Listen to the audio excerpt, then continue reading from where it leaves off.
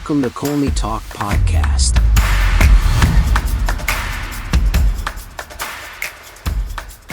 Hello everyone, hope you're doing well. Welcome to another exciting episode of Colney Talk Podcast, your bite-sized breakdown show. I'm your host Alex. First-time listeners, glad to have you here. And to my returning guests, thank you for sticking with me. As always, I talk a bit about the Arsenal match and pick out my top 3 Arsenal players who shined and one odd player not good enough I get to call out. Welcome back, folks. It's been a while. I've missed chatting with you all, and gosh, am I glad Arsenal picked back up with a win. And the excitement of having our star boy back, just brilliant. I mean, Arsenal started the match with a bit more drive, clearly determined to shake off their recent struggles against Fulham and developed a different plan to deal with their mid-block defending, and I think something they somewhat expected. So the determination seemed slightly different than usual as far as trying to deal with ways of penetration and making some early impact. The early sequence of play for me, Arsenal, they were about control, asserting themselves with precision as they moved the ball around, probing Fulham's compact back line. Ethan Nwaneri and Martinelli were particularly lively down the flanks. Odegaard stretching them as well, creating a bit of space for Mikel Merino in central areas. I really enjoyed how the boys were flowing with the ball on both flanks.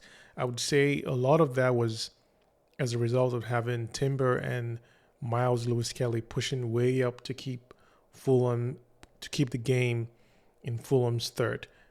It's nothing new, but again, the flow, the way they were keeping control and managing their points of entry was slightly precise, and they were very instructive in how they wanted to approach this. Despite Fulham's resilience, Arsenal's movement off the ball was sharp. Again, it's not confirmation bias, it's not recency bias in any way. This felt a bit different. I think it was one about playing this team, Fulham, and having a point to prove in how they could find answers and scenarios that would be to their benefit. And it really worked. Their passing sequences showcased a bit more emphasis on quick transitions and overloads in wide areas. That helped us a lot. It built momentum and also put Leno under pressure with a number of shots. Previous games, we would do exactly the same thing or something quite similar, but not really keep the keeper under pressure or test him a bit because we didn't let off shots. We didn't have the right instinctive reactions with just letting it loose. But we did that in this game. I loved it. That surely got Fulham on their back foot a lot more. We kept pushing, and then we found a breakthrough late in the first half when Timber drove the ball into a small space to connect with Mikel Merino, allowing Merino to take a couple of touches before firing a deflected shot past Lelo. Now, this was a reward of patience and creativity and reacting instinctively, in my opinion, because it didn't look like Merino had the best vision and space to shoot. Yet, he still had to do it because I think he felt this was to his advantage, which was great. If he hadn't scored from that shot, though, I think it still would have been awesome because the rest of the defenders would be much more unsettled, which still works in our favor. It makes things so unpredictable when we get into that final third. Granted, it is very compact and crowded in those areas. Deflected shots like this worked for us, but also keeps it in such a situation that you don't know where the last drive is coming. If it was a cross, if it's a low-driven shot. A lot of these uncertainties, it creeps back up when we're releasing those shots early in time, not waiting for it to be perfectly set.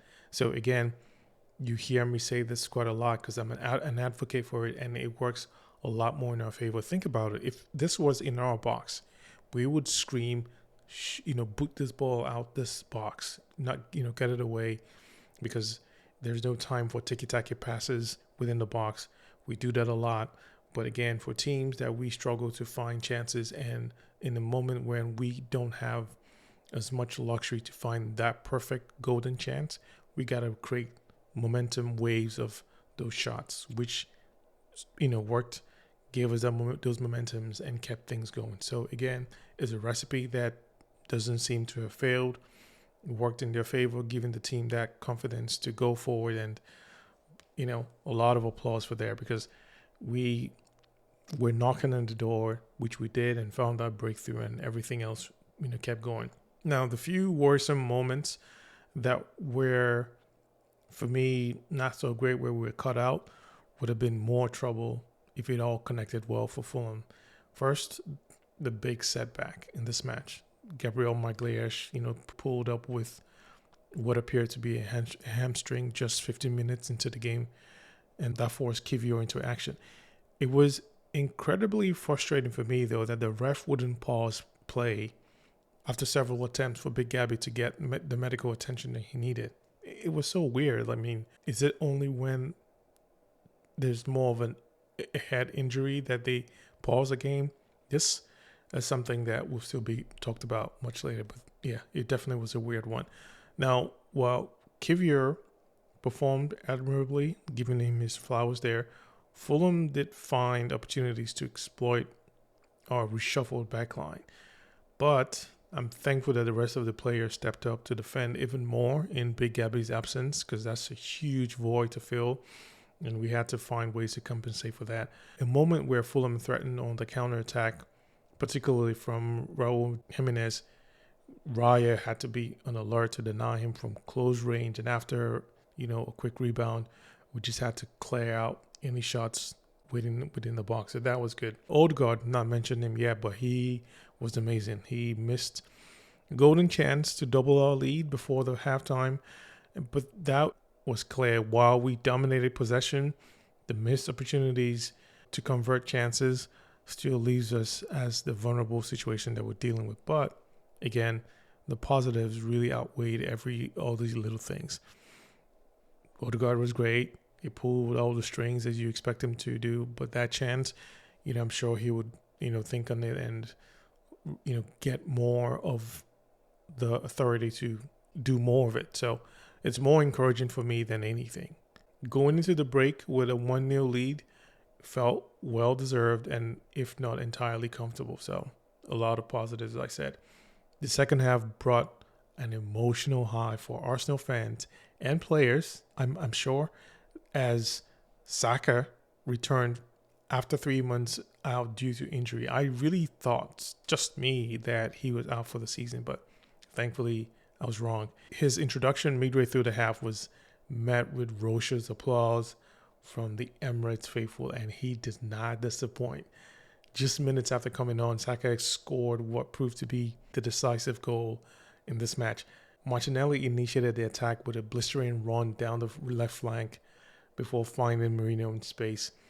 And again, Merino's cross that was flicked on acrobatically and in one fell swoop as he was running to, salvage that pass, allowed Martinelli to hit it as a back post where Saka just arranged himself and headed it past Leno, and that was beautiful. I mean, amazing.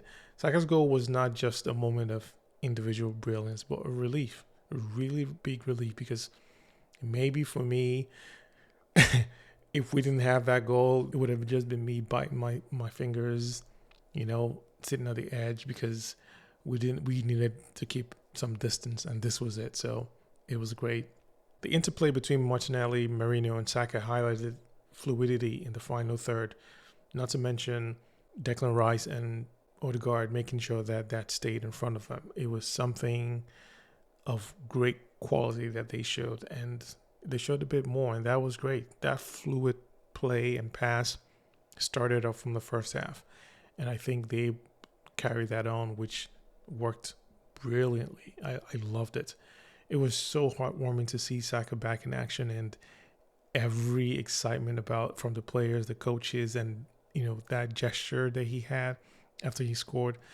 A lot of stories will come from that. So looking forward to it. His presence immediately lifted the team and showed the importance during these upcoming crucial moments.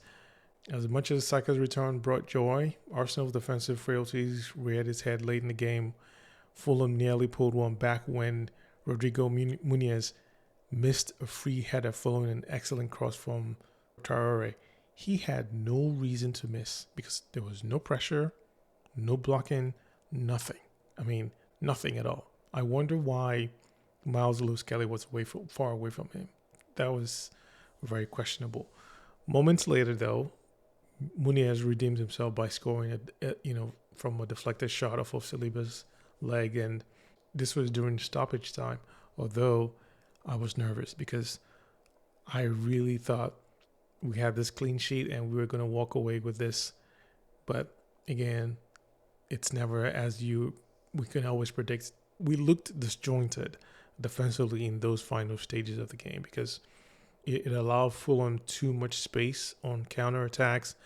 I was worried a lot more if we're not going to close this out and leave with a draw or something, but not worse in terms of losing, but a draw would have been such a big blow. Like I couldn't stand it. My heart couldn't manage it, but thankfully it was final stages because it felt like things were just beginning to pick up for them and they had a chance to pounce on it. So it was good that we were able to close it out. Now, I understand injuries have forced makeshift defensive setups this season. Imagine that Ben White wasn't even on the bench, and then Timber going down, and then realizing how really, really short we are. It's crazy. It's just nuts. And Big Gabby's early exit, compounded by Jurriën Timber's treatment twice during the game. I mean, these vulnerabilities keeps adding to our challenges within the games, within matches, and throughout the season. I mean, despite these concerns, Arsenal managed to hold on for this vital 3 points, which is amazing. Credit to the team, but it's there's a lot to deal with. But now we can say the Fulham jinx is gone. That's step one. We've done that job. Now we can deal with others, which is a huge relief. I would say a lot of positives came out from this game. A lot to be proud of, a lot that I enjoyed. The boys played with a plan to execute, and they changed the narrative about Fulham. So, job done on both fronts. All right, let me turn to my top 3 performance in this match. First player, Jurriën Timber. Timber was immense. Despite enduring some knocks during the game, he operated in a number of positions, drifting centrally in midfield and overlapping with Nwaneri as usual. But Timber was playing really hot offensively. I mean, he had that swagger. One standout moment came when he worked a slick 1-2 with Odegaard before unleashing that strike that left Leno winded. And to me, that's a glimpse of what's to come from his technical quality and attacking intent. We have not seen a lot more of that, but yeah, it's rearing its head, and we're going to see it a whole lot more. And adding to that, the offensive plays that he was showing with those shots, strikes, not necessarily trying to cut back and serve it up to Nwaneri to do it alone. He had the authority to make those shots, simply in the same nature of MLS or any other player having that chance to shoot.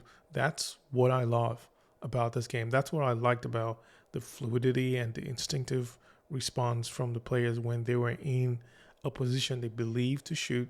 They did that. So again, it worked. His versatility and composure under pressure were crucial in maintaining Arsenal's shape, even during the defensive disruptions that we endured. But big shout out to Timber. He played tough.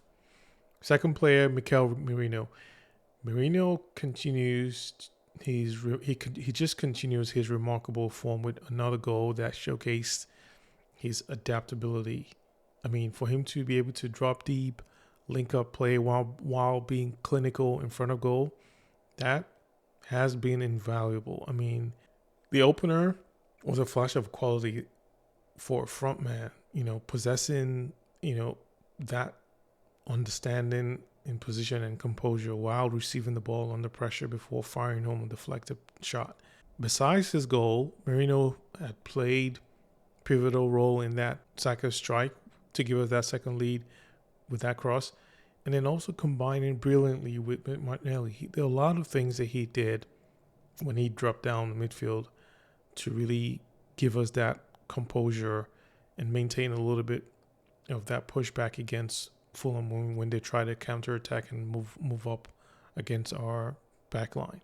I mean, his contributions really underlined why he's truly become indispensable for Arteta's starting lineup going forward. There's no doubt about it.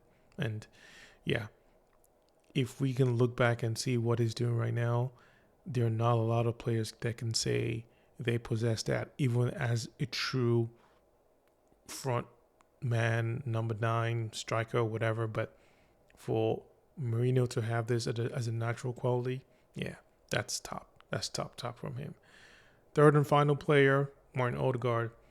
Odegaard may not have gotten on the score sheet, but his influence on Arsenal's attacking play is always undeniable. But as always, he dictated tempo with his vision, intelligent passing. One of the memorable moments was how he orchestrated Timber's attack through those quick interchanging, passes that opened up Fulham's defense. And maybe, just maybe, this is what they should be doing when we face these kinds of low block situations. They've tried different attempts. Maybe the swagger, this feel could give them encouragement to play exactly the same way for the next few games. I mean, while Odegaard missed a clear chance in the first half, it didn't overshadow his overall impact. No way. I mean, he helped drive Arsenal forward. And did anyone notice his right foot shot, albeit skying far off that it didn't get to the left when he was trying to cross to Martinelli? I like that he went for it.